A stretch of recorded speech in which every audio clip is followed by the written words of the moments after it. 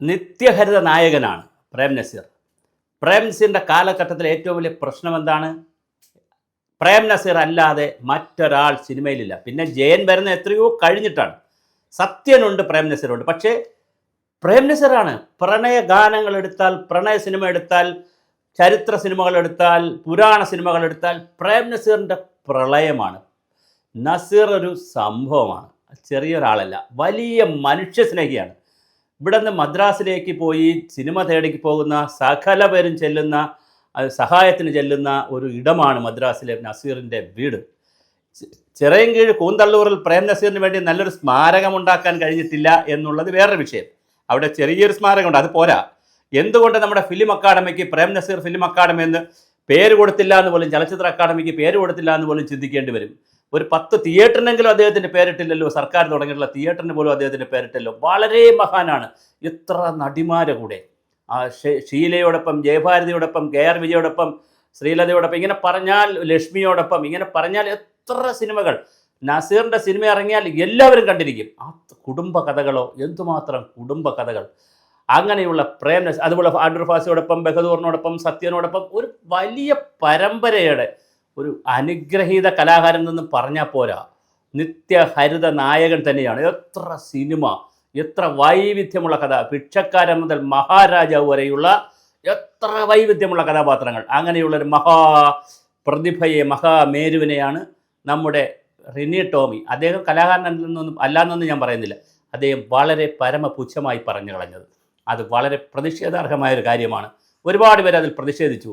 എന്നാൽ ഞാനും ഇപ്പോൾ കുറച്ച് താമസിച്ചായിരിക്കും, പക്ഷേ ഇന്ന് പ്രതിഷേധിക്കാതിരിക്കാൻ കഴിയില്ല. മണിയമ്പിള്ള രാജു പറഞ്ഞതായിട്ട് മമ്മി സെഞ്ചുറിയോട് പറയുകയാണ്. ടിനി ടോം ഒരു കാര്യം മനസ്സിലാക്കേണ്ടത്, അങ്ങനെ എന്തെല്ലാം കാര്യങ്ങൾ സിനിമയിൽ നടക്കും, എത്ര സ്വകാര്യ സംഭവങ്ങൾ നടക്കും. സ്വകാര്യ ജീവിതമുണ്ടല്ലോ ഏത് മനുഷ്യനും. ഒരുപക്ഷെ പ്രേം നസീറിൻ്റെ സിനിമ കുറഞ്ഞു പോയപ്പോൾ അദ്ദേഹം കരയാനൊന്നും സാധ്യതയില്ലല്ലോ. സിനിമ കുറഞ്ഞു പോയെന്ന് വിചാരിക്കുക. ഒരു കലാകാരനെ സംബന്ധിച്ചിടത്തോളം ചിലപ്പോൾ അദ്ദേഹത്തിൻ്റെ കലാജീവിതത്തിൽ സിനിമ കുറച്ച് കുറഞ്ഞു എന്ന് വിചാരിക്കുക, അല്ലെങ്കിൽ നാടകം കുറച്ച് കുറഞ്ഞെന്ന് വിചാരിക്കുക. അപ്പോൾ സഹപ്രവർത്തകരായവരെ വീട്ടിൽ അവരെ പോയി അടൂർ ഫാസിയെയോ ബഹദൂറിനെ കണ്ടിട്ടേ, നിങ്ങൾ ബഹദൂർക്ക അല്ലെങ്കിൽ അടൂർ ഫാസി, നിങ്ങൾ എനിക്ക് കൂടെ ഒരു ചാൻസ്, ഇനിയും ചാൻസ് തരണം, നിങ്ങൾ എന്നെ ഒഴിവാക്കണമെന്നൊരു സൗഹൃദ സംഭാഷണത്തിലെങ്കിലും പറഞ്ഞിട്ടുണ്ടാവാം. അതൊക്കെ ഗവേഷണം നടത്തി, അത് കരഞ്ഞ് പറഞ്ഞു, അങ്ങനെയാണ് അവസാന കാലത്ത് ചാൻസ് കിട്ടിയെന്നൊക്കെ പറഞ്ഞാലേ ഒരു ഒന്നൊന്നര തള്ളായിപ്പോയി. എന്നിട്ട് താങ്കളൊന്ന് മാപ്പ് പറഞ്ഞാൽ തീരുന്നതാണോ? അദ്ദേഹത്തെ നിങ്ങൾ ജീവിതത്തിൽ ഒരു പ്രാവശ്യമെങ്കിലും കണ്ടിട്ടുണ്ടോ?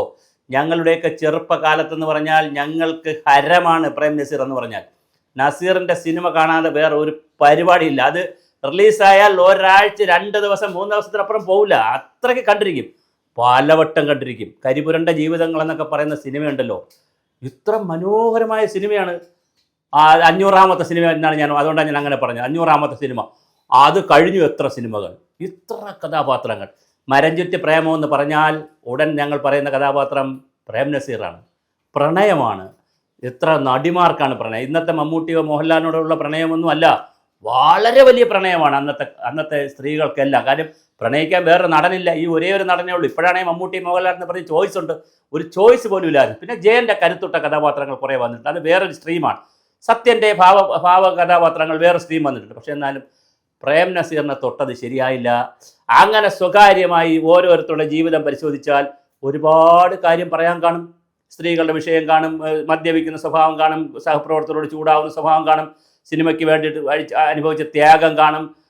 ഓരോരുത്തരെ പറയുന്ന കഥ കേട്ടിട്ടില്ലേ? ഇപ്പം പിന്നെ മദ്രാസിൽ ചെന്നിട്ട് പ്രൊഡ്യൂസർ ഇറക്കി വിട്ട കഥ, അല്ലെങ്കിൽ സംവിധായകൻ ഇറക്കി വിട്ട കഥ, പട്ടിണി കിടന്ന കഥ, ദരിദ്രനായി ജീവിച്ച കഥ, എല്ലാം ഉണ്ടെന്നേ.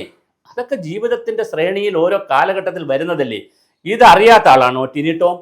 എന്താണ് ഇദ്ദേഹം പറയുന്നത്? ഒരു കലാകാരനല്ലേ, പിന്നെ വന്ന് മാപ്പ് പറഞ്ഞിട്ട് വല്ല കാര്യമുണ്ടോ? ഒരു കാര്യവുമില്ല.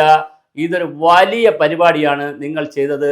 മറ്റുള്ള കലാകാരന്മാരങ്ങൾ ചെയ്യുക. നമുക്ക് അല്പം പേരും പ്രശസ്തിയൊക്കെ കിട്ടിക്കഴിഞ്ഞാൽ ഉണ്ടല്ലോ, പിന്നെ നമ്മൾ വലിയ ഭൂമിക്ക് താഴെയുള്ള, സൂര്യന് താഴെയുള്ള സകലതും ഭൂമി കറങ്ങുന്നത് നമുക്ക് വേണ്ടിയാണെന്ന് തോന്നും. റോഡിൽ വണ്ടി കൊണ്ടിറങ്ങിയാൽ റോഡ് നമുക്കുള്ളതാണ്. ഒരു ഹോട്ടലിൽ കയറിയാൽ ഹോട്ടൽ നമുക്ക് വേണ്ടി സൃഷ്ടിച്ചതാണ്. എല്ലാം നമുക്ക് വേണ്ടിയാണെന്ന് തോന്നും. ആലപ്പി അഷ്റഫും മണിയമ്പിള്ള രാജുവുമായിട്ടുള്ള ഒരു സംഭാഷണം, ഇതിനെക്കുറിച്ചുള്ള ഒരു സംഭാഷണം മാതൃഭൂമിയുടെ ഓൺലൈൻ പത്രത്തിൽ കിടപ്പുണ്ട്, ഒരു വീഡിയോ ആയിട്ട് തന്നെ കിടപ്പുണ്ട്. ആലപ്പി അഷ്റഫും മണിയമ്പിള്ള രാജുവും കൂടെ തമ്മിൽ സംസാരിക്കുന്നത് ഇതേ വിഷയം തന്നെ. എന്തൊരു കഷ്ടമാണ്, എന്തൊരു ഗതികേടാണ് ടിനി ടോം ചെയ്തു വെച്ചത്. എന്തായാലും പോട്ടെ, താങ്കൾ മാപ്പൊക്കെ പറഞ്ഞു. എന്തായാലും നമുക്ക് ഈ പ്രതിഷേധം ഞങ്ങൾക്കൂടെ അറിയിക്കാതിരിക്കാൻ പറ്റില്ല. സുഭാഷിതം ചാനലിന് കൂടി ഈ പ്രതിഷേധം അറിയിക്കാതിരിക്കാൻ കഴിയില്ല. പ്രേം നസീറിൻ്റെ ആത്മാവ് നിങ്ങളോട് പൊറുക്കട്ടെ. നിങ്ങൾക്ക് ചെയ്യാൻ പറ്റുന്നൊരു കാര്യമുണ്ട്. ടിനി ടോം ഗവൺമെൻറ്റിനോടോ അല്ലാതെ സ്വകാര്യ വ്യക്തികളോടോ പണം പിരിച്ച് അതിവിപുലമായ ഒരു പ്രേം നസീർ സ്മാരക സംവിധാനം, അത് ഒരു ഫിലിം അക്കാദമി പോലെയോ ലൈബ്രറി പോലെയോ ഒരു പഠന ഗവേഷണ കേന്ദ്രം പോലെയോ വളരെ മനോഹരമായ ഒരെണ്ണം തുടങ്ങാനായിരിക്കട്ടെ ടിനി ടോമിൻ്റെ ബാക്കിയുള്ള ശിഷ്ടകാലം.